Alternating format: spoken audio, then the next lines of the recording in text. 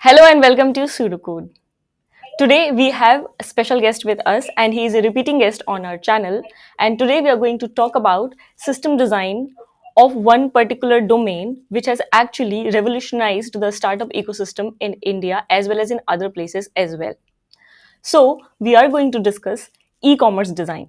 You all know him very well. He is the founder of interviewready.io, Mr. Gaurav Sen, and also known as GACS. And if you have still not checked out the course on low level design by him on interviewready.io, please go check it out. And you can also use the magic words pseudocode to get a 20% discount. Now, without getting further delayed, let's get started.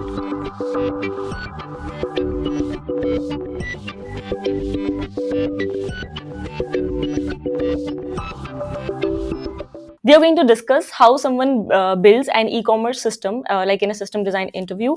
And Gaurav is going to act as the candidate, and I'm going to act as the interviewer. But please keep in mind that this is going to be a discussion, and this is going to be a design that how he would design it, or how he would go about the design, or how I think about that design.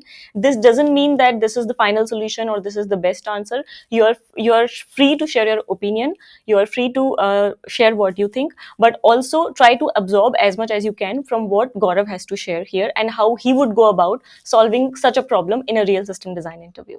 Let's say you are leading a team and you have to build an e-commerce system, and you have a team around it. You have to come up with the vision and the idea of how the architecture is going to look like. So how would you go about designing an e-commerce system? Okay, so when we're talking about e-commerce, the first thing I would do is I would probably go to the founders. In this case, it's you, Yogita. You're the product management, and I would start asking what is the requirement, what is the problem that we are solving, and how will the users be interacting with this system. So can you give me some example of an e-commerce system that you're specifically looking for, or a problem that you're trying to solve?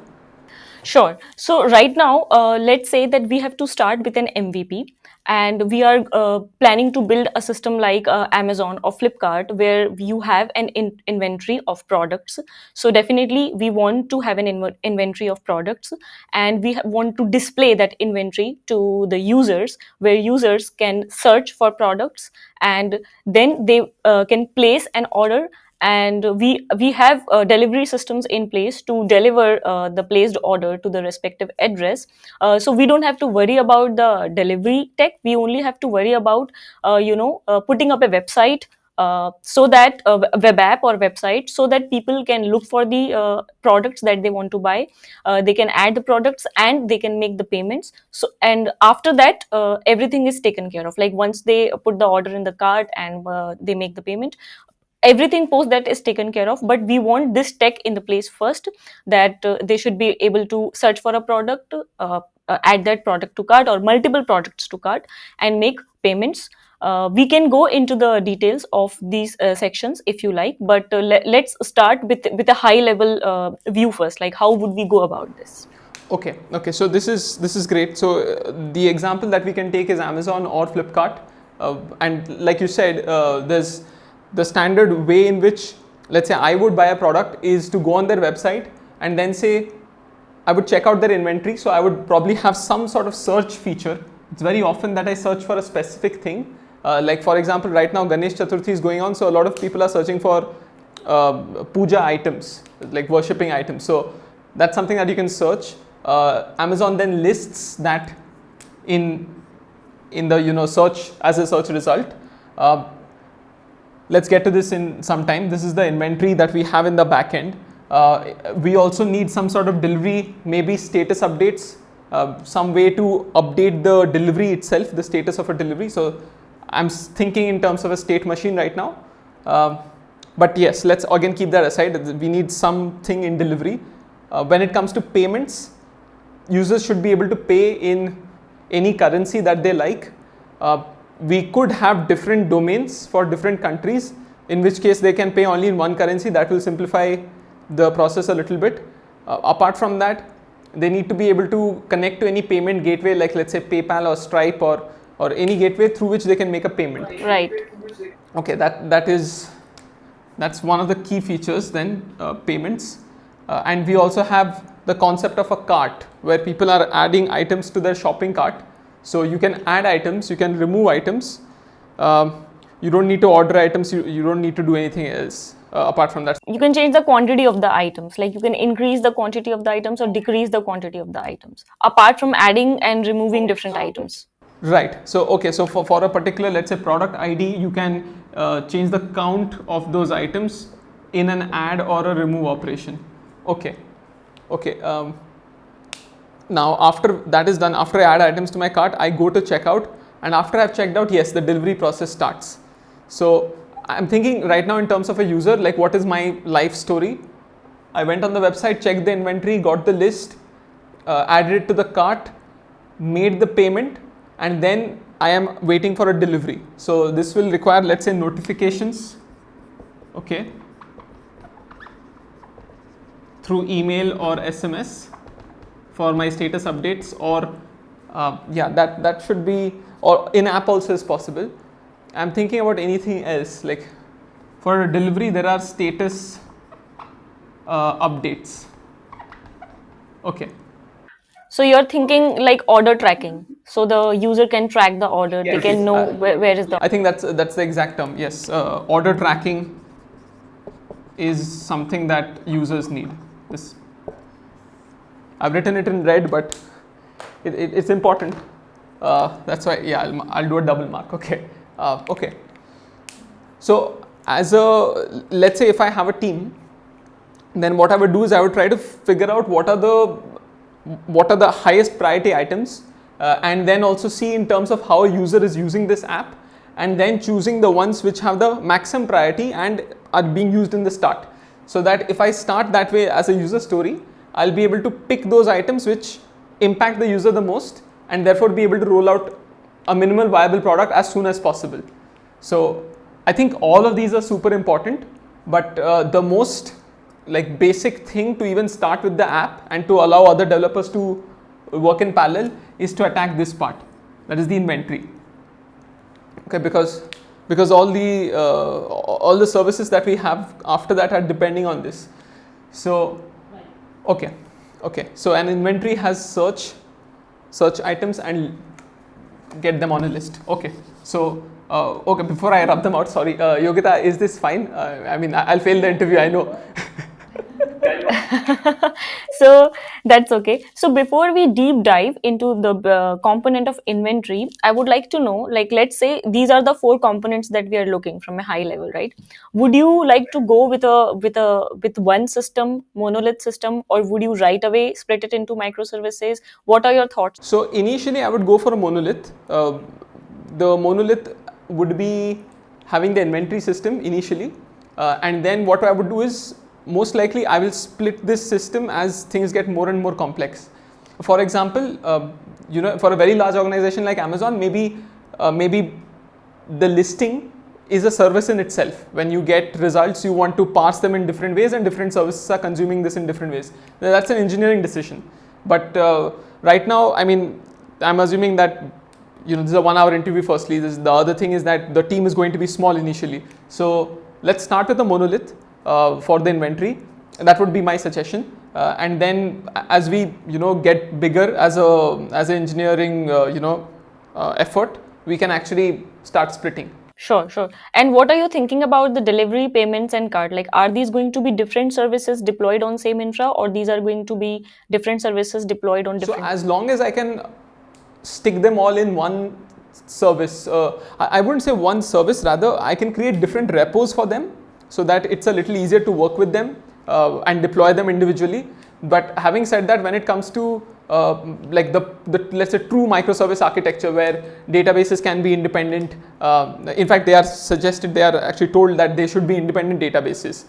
There should be they should be running on different machines or containers. Now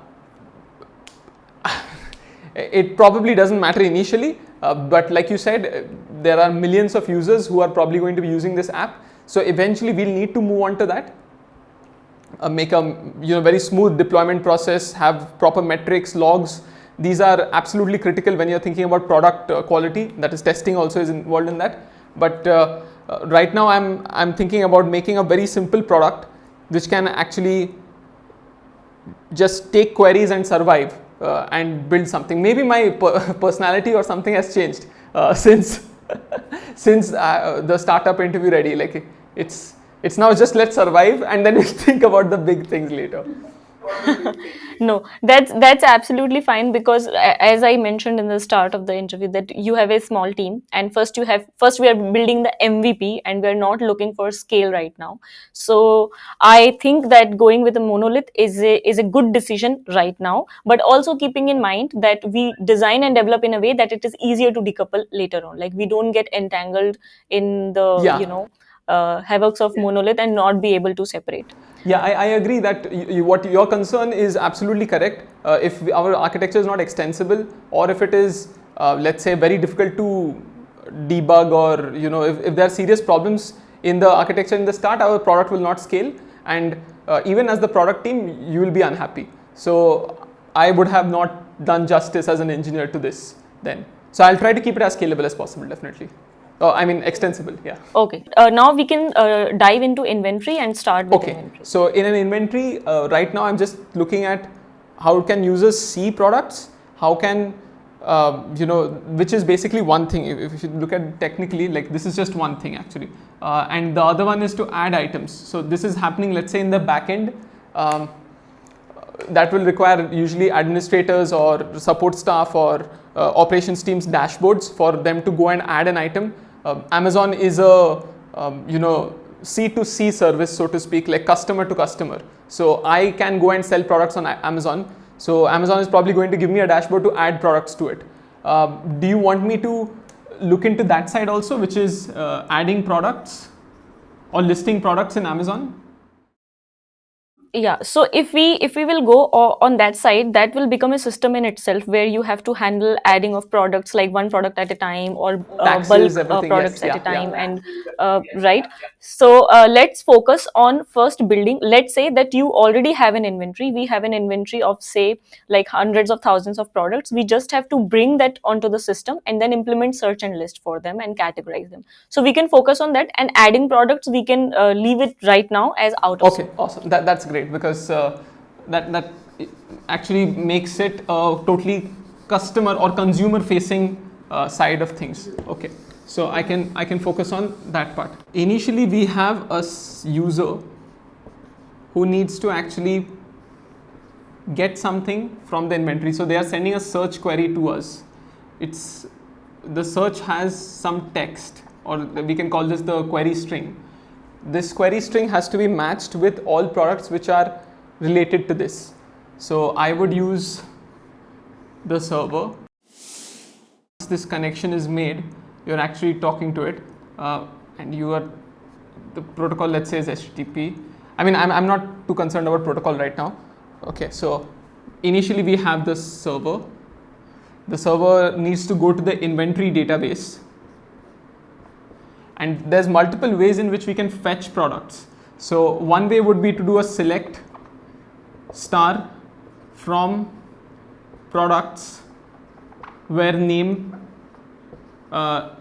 equal to, let's say, this string. So string, and then we put a wildcard character, and then we say, okay, fine, this is what we need to search for. Give me all the products which are like this. And then you are ordering by whether how many products you have or how close it is. But this is a very naive way of thinking, according to me, because there might be something in the description also which has this string somewhere inside it. So it's not just that it has to start with this name, but it can be anywhere in the description. It can be in some other part, let's say metadata tags of the product. You might want to tag products. So I'm not totally convinced that building a solution in-house makes sense here. I would go for a off-the-shelf solution like Elasticsearch. Also, do you think even if we go with this solution, like first, if the first one, what do you think about the performance of this query? So the problem with this query, yes, like you said, the performance of this query, even if we put an index on this, is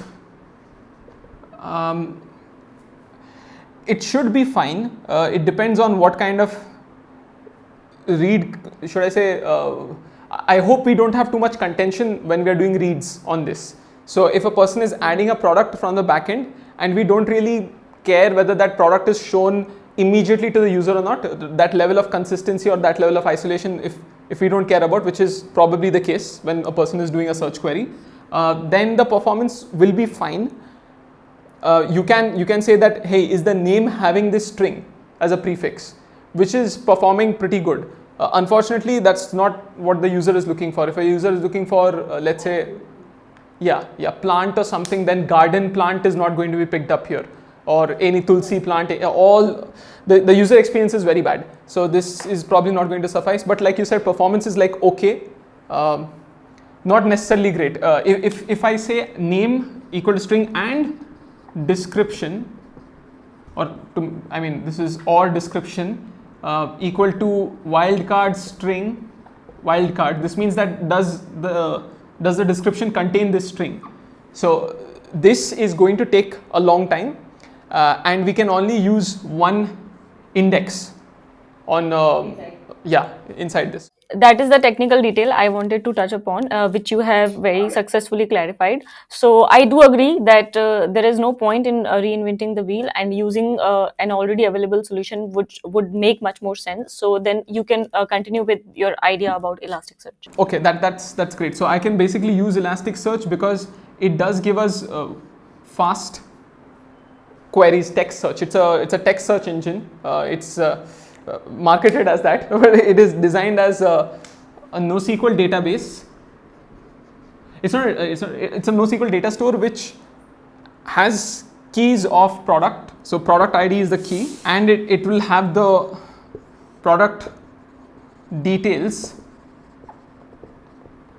as a JSON blob. Okay, so now searching in this is done by Elasticsearch.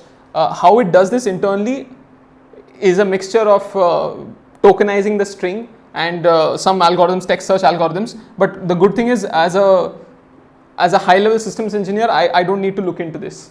Would you like me to go into details on this, or? No. So this detail is clear. I have one question though.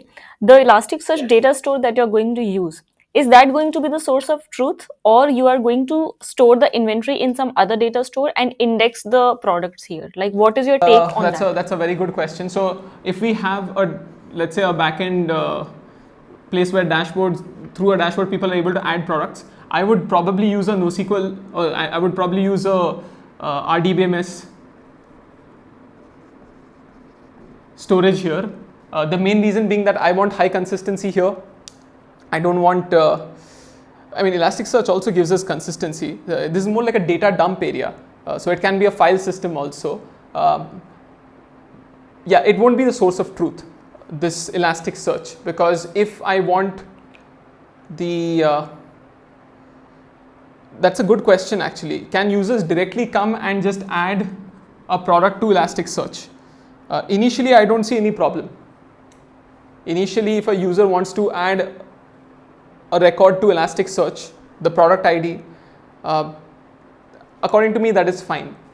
And in fact, even later on, let's say millions of users are actually reading from Elasticsearch. As long as I have the read guarantees as pretty simple, like, if a person, let us say, is adding a product at timestamp 100, and over here they are searching at timestamp 101, and the database takes 10 units of time to actually commit it. So they will not be able to see the product even though the product was actually added to the database. So there is no locking mechanism, or there is no way to get that record. Do I care? Right now, I don't see the problem in this. Right. Maybe I'm thinking too simple. Maybe I need to think a little bigger. Yeah. So let's say as long as Elasticsearch is used for searching the products and users are the only client who are reading from Elasticsearch store, this looks fine to me, right? But now let's think about that the product inventory that we are building, right? That can be, and obviously this was not in the scope of the interview, but if we think about future, because we are building the MVP, but we still want this to be scalable in future, right? So let's say there are other services which want the details of product. So let's say a user will not require the background details of the product, like who is the seller or who is the manufacturer or who has uploaded this product and how much stock is there, right? But there are other services which Right. are going to maintain all this inventory, right? And they also need to read from the product inventory. So do you think that having this shared data store for different services to read from would be a good idea, or we should have like this should not be the source of truth, and we should have you, as you have suggested, like a different RDBMS solution for having product inventory? Yeah, after hearing your, that's a very very good point. In future, we might have a lot of details firstly about the product which are being entered that we don't want on Elasticsearch. Elasticsearch provides us certain benefits, but it may be expensive to store all that data, and I mean effectively we are just storing that data for some users. So when I said product ID and product details, this might have how many units sold also.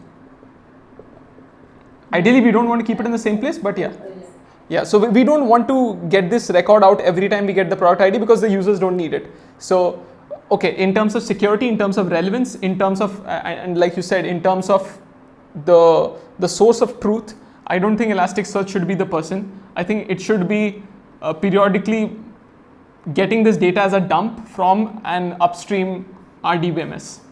So the way I would do it is I would probably have a service which people can upload products to. So these are sellers.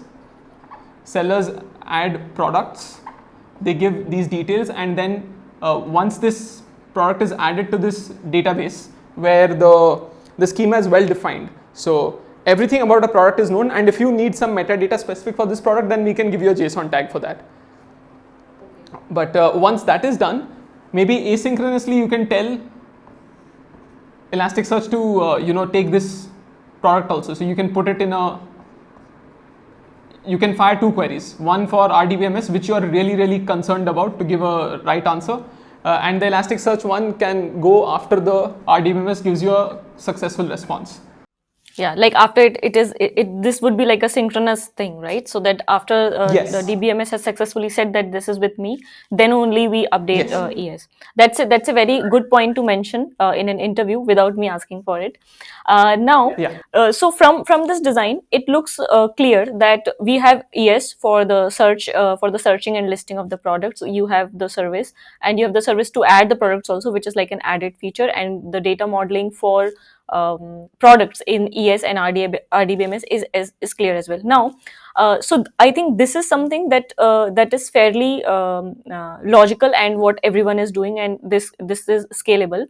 Now, I want to know about, like, once you have built this system, this inventory system, how would you go about monitoring and debugging it? Like, what do you think could be problems which would happen once we deploy this solution, and how are you going to make sure that you are able to debug and fix those problems?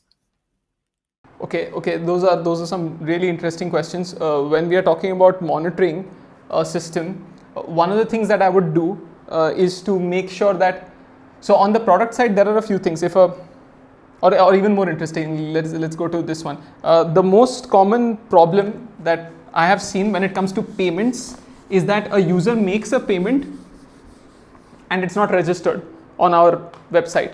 So if a user says pay for a product ID, and then we send them to, effectively we give them a, let's say, PayPal page. We redirect them to the PayPal page and they make the payment. After this is done, we should get a response. They should be redirected to our server again, where we are going to tell them thank you for purchasing the product. This can fail. Yeah. PayPal giving us a response also can fail. So the worst part is not when the user response fails, because that is like they can retry and they'll be fine. They can go and the worst part is when PayPal's response fails. So in that case, what happens is the user is left hanging. They are not sure whether the product has been bought or not. Their bank will be showing that the money has been debited, but we will say that no, we are not sure. So in such a case, there should always be some sort of monitoring in this part. So what I would do is I would probably add a email and SMS firing. So we give PayPal a webhook that in case there is a successful payment, please hit this URL with the payment details, like this person paid this much amount for this item. So when the webhook is not hit in 10 seconds, that time an event, firstly a purchase event is created, let's say. So right now I'm not going for event driven architecture because that itself is a different video. Yeah. So we can do an RDBMS thing like a thing. So you have a purchase, so purchase ID or order ID. So with the user ID, you'll also have other details like product and everything, but I'm ignoring them for now, and I'm going for status. So status is purchasing. So when it is purchasing, I know that the payment has been authorized by the user and PayPal has been shown that payment. However, the payment has not given me a success, or it has not given me a failure also. It's stuck on purchasing. And if this is longer than, let's say, 15 seconds or 20 seconds, or even more simplistic, for a minute, then we are sure that there's something wrong here. So you're using this state as a way to monitor the state of potentially failed payments, like that could potentially fail. Yes. So if within 10 seconds we are not getting this, so now what do? We can write a cron job which checks whether the status of purchasing is there on a database for more than 10 seconds.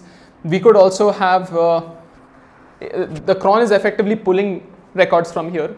We could also have a notifier which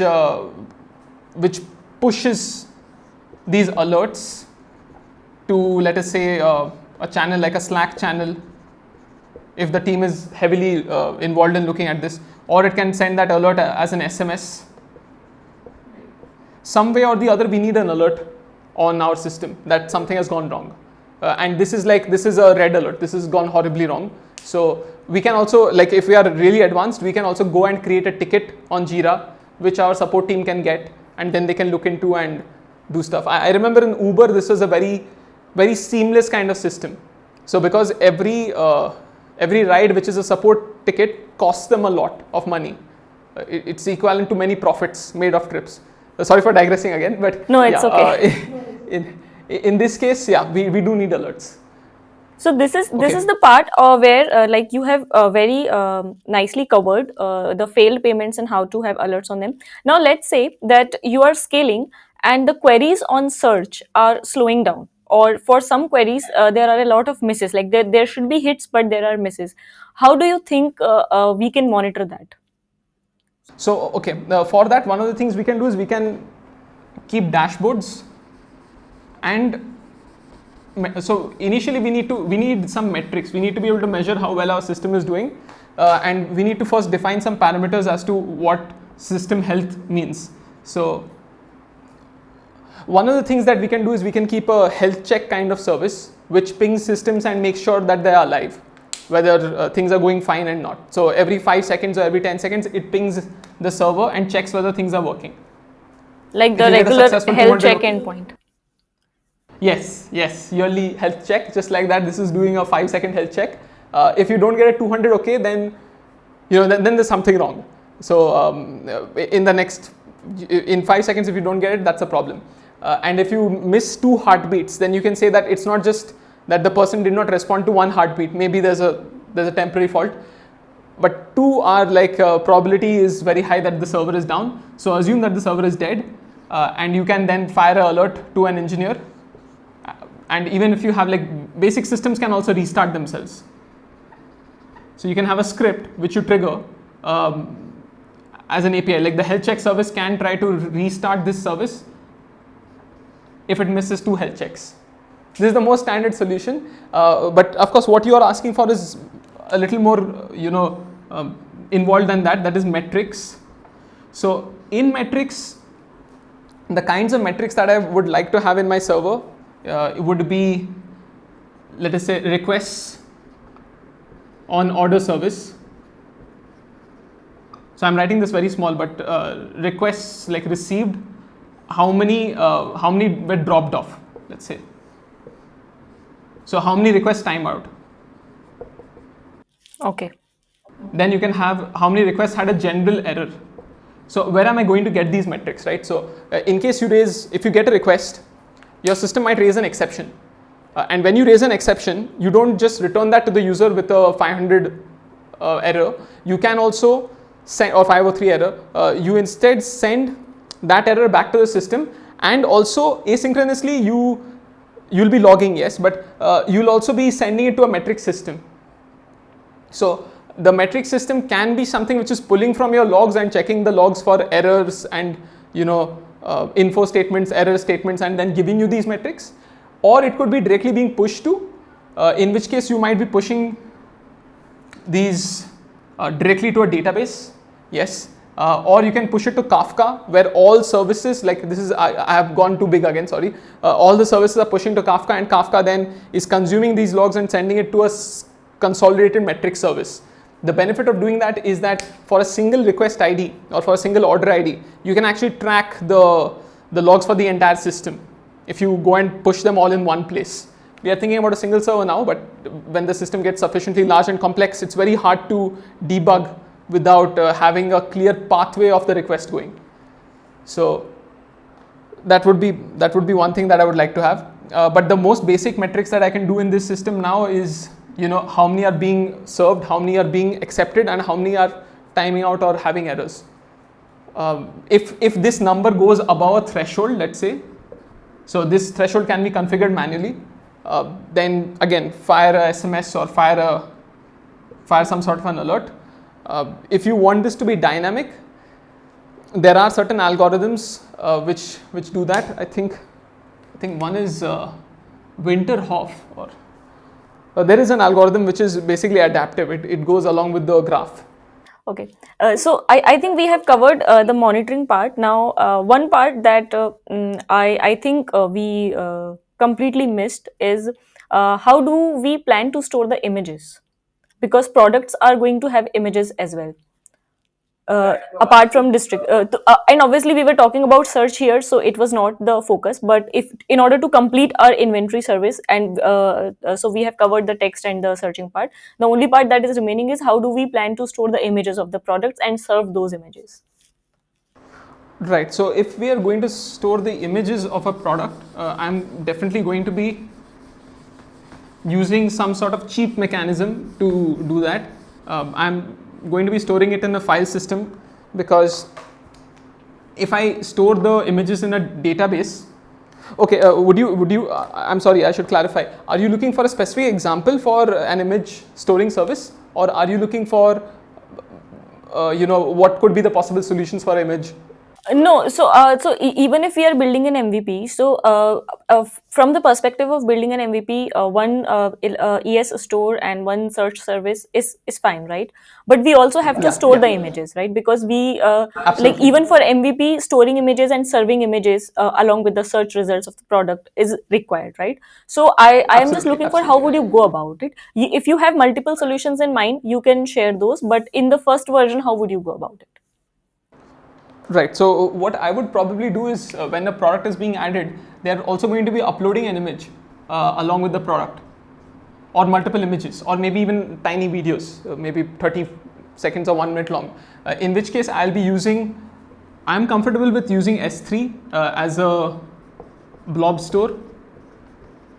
So S3 is an object store, but it can store images. Therefore, what S3 will do is it will actually upload this image to a place, and it will give me the link through which we can access this image. So the benefit is that S3 is really cheap. That's one thing. The second thing is all the stuff that is there in a database, like mutability or transaction guarantees, they are not really necessary in a file. So we are not going to be mutating the file or doing any sort of transaction on it. So I don't need that. The other thing is, like, I don't want to I want to separate out image storage and data storage, so that I can treat them differently in case I need to do some sort of file parsing or something. And any kind of security issues which are there when it comes to accessing S3 will also be there when accessing a database. So security is as good. So the major reason for me choosing S3 will be cost. This is where I would go and upload the image. If anyone needs the image, I just send them the link for the image, and they can go and download it themselves. So on the browser, when a person is looking at a product, I don't need to give it as a response. I just give it as a link, and then this is a publicly accessible link. It reminds me one of the things, like if you delete a product, you have to be careful to go and actually physically delete the image also. Otherwise, what happens is the link stays, and this is something that Google Photos very recently, I think they had a problem with this, that if the link stayed, then you could go and see it. So you could randomly check anybody's link. Yeah, I'll go for S3. So where do you plan to store this link in your current system, so that whenever a product is searched and the result is returned, so how would you make sure that the product result and the correct image is returned with that product? Right. So when it comes to the source of truth, the link is also something which is critical to the product. So I will be storing it in this RDBMS as a column. So maybe not as one column, maybe I can store it as, I have two options. Either I store it as multiple columns, like image 1, image 2, image 3, or I can store it in a separate table. So I'll denormalize, I'll say that this is the product ID with all its relevant metadata, and there is a image table where I store the product ID, PID, and I store image ID. So one product can have multiple images here. So product 1 has, let's say, 3 images, image ID 1 to 3, 1 to 4, 1 to 5, and the links also on S3. So I think this looks like a pretty good MVP for an inventory service or a catalog or a product management system. This will cost a few lakhs, yes, that's it. So I think I am done from questions from my side, but would you like to add something, or would you like to point out something? If you have any kind of observation or improvements on this system, feel free to share that. Otherwise, like my end of questions is done. Honestly, like I wasn't able to get to payments. I wasn't able to get to the rest of the stuff that I said, that there may be order tracking which is required, or payments that is required, which goes to show to some extent that maybe I am either going for a very simplistic approach, or it could be that the problem itself is pretty complex and we are digging into rabbit holes in different areas. It could be a mixture also of both. I think in this particular system I have been very, very conservative when it comes to making any promises or designing things. Maybe an irrational fear has entered me. So, but in general, yeah, it would be nice if you can explain. So, as a person who's applying for a job, my focus would be to explain what I'm doing, much more than how is this going to happen, or how I'm going to actually implement it in the real world. So all the decisions made by me should be backed by logic and through communication, so that the product and I am on the same page. I'm not sure if that is what is happening currently in the system design scenario, where people are like, okay, let's bring in the heavy gun of this is just $1 million. That's it. Yeah. This is no. Yes, let's. So if I have to, so now I mean we can get to the part where I can share my feedback about. Yes. I'm sorry. I know I have failed. Yes, but please go on. No. So first of all, you have not failed, and secondly, in any system design interview, like we do this on a regular basis, we do take system design interviews. It is not possible for anyone to design an end-to-end system in 45 minutes, right? Even if you and I try to build videos like where we are sharing how would we design a system of Amazon or Flipkart or Uber in 45 minutes, we come well prepared with all the boxes and components in our head, and then we draw it in 45 minutes, right? But in a real world system design interview, like we were trying to mock right now, you give an overall design and then you just drill down on one component or two components, because I just wanted to test the understanding, like your understanding when it comes to building scalable products, like, right? So I got to know that you know about data stores. You know the factors that have to be thought about whenever you are trying to choose a database or trying to make decisions for storage of data, which you showcased here using ES Store, RDBMS, and S3. Then it comes about whether you are able to think about the problems or not, right? When I mentioned about monitoring, you were able to think about problems beyond this scope. You were You not only mentioned the problems with search systems and request, you also mentioned what could be the problems with payments, and then on the go you suggested a solution. So that just goes to show whatever you are doing here, that can scale to build other services, right? Just the way we scale our systems, your solutioning skills or your problem solving skills are also scalable to other services, right? So as an interviewer, I don't need to know all of it, right? I just need to have a window into your mind, like what are the areas you can solve, or what are the areas you are lagging, or you need feedback, or you need some inputs, which happened here, right? So, and so I think this was pretty good. And for an interviewer, if you just know what you're talking about, and you're able to build an MVP what was asked, that is good. And I also liked that this was more of a discussion rather than one person driving the interview, which I think this is how system design interviews are, right? People do, the interviewers also get to learn a lot from the candidates in system design interviews, because it comes from experience and domain knowledge, and a lot of work that we have done previously. So that is my feedback. If you like, you can share my feedback as an interviewer, like how did you feel in the interview, were you comfortable enough, did you feel that I am Yeah, yeah, giving you a no, lot of cross of course, no. questions? I wanted to ask you what the job role is about, and what's your daily life like in the job. No, I was just, no, but no, enough jokes. What I should, I will probably ask you that what do you think I could have done better? This is not a great question to ask in an interview, but I'm asking you because this is, of course, a mock interview. The other thing would be that my feedback for you as an interviewer, I think you were excellent. You were very patient. You didn't, just tell me that, okay, stop thinking about that. Just move ahead. This is obvious. Or, why aren't you thinking big or something like that? No one says that directly, but there are indirect ways to put that forward. Like, so you were very kind actually, and you didn't do that, which kept my confidence till the end to finish. Thank you for actually doing that, because there were times when I thought that I'm skipping over a lot of the details, or feeling too hesitant to dig deep into, let's say, off the shelf solutions. Just add more components to this system. There is that. I could have done that, but you were really kind to me, not to ask me to do that. But yeah, in case if you had to give me some scope of improvement, or if you had to give, like, in general, how would you say that this system was overall? Okay, so I think that you did well when it comes to the inventory system, and you went in a lot of details and you covered a lot of things, right? The only thing, so first of all, this is, you are meeting the bar and what was expected, right? What could have been, you could have done extra to impress the interviewer, or like going extra mile. Like, you could have started with a diagram of first the components, like how the journey of a user would be, and then just focus on one component and drill down. But having said that, that is just only a nice to have, it is not a must have.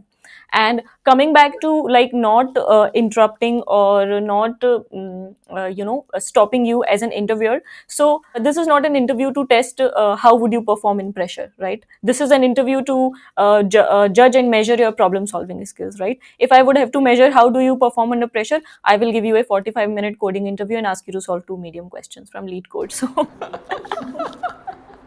Okay, I don't know whether that was a bit of sarcasm or whether that was real, but thank you so much, Yogita, for making this possible. Thank you for actually setting this up entirely. It's wonderful to always get together and talk about engineering problems like this, and also to see where we are standing, right? When push comes to shove, where are we standing actually? right. Thank you for doing that. As you can see, this is a pretty involved process. If you're looking for more detailed videos on system design, you can check out Yogita's channel. That's exactly where we are. Do subscribe to the channel. Do like the video if you like it. There's a lot of system design concepts that Yogita has talked about in a playlist. That's in the link in the description. Also, if you like even more detailed videos on system design from me, then head to interviewready.io. We'll see you next time. Thanks a lot, Gaurav, for taking out time and being here and telling our audience and viewers how to go about solving problems in system design interviews. As he said, if you like to watch basic fundamentals of system design, please follow, like, share, and subscribe to Pseudocode. If you want detailed interviews on system design and in-depth concepts, please head over to Gaurav's channel. The link is in the description, and you already know. And also, if you're preparing for the interviews and you're looking for more detailed videos on low-level design and concepts like consumers and producers, event-driven systems, etc., you should check out his course on interviewready.io. The link is in the description. And don't forget, you get a 20% discount if you use the code pseudocode. Please spread the word. Please like and share this video. It can be of use to so many people. And do subscribe to my channel and his channel. And we will see you in the next video. Thank you.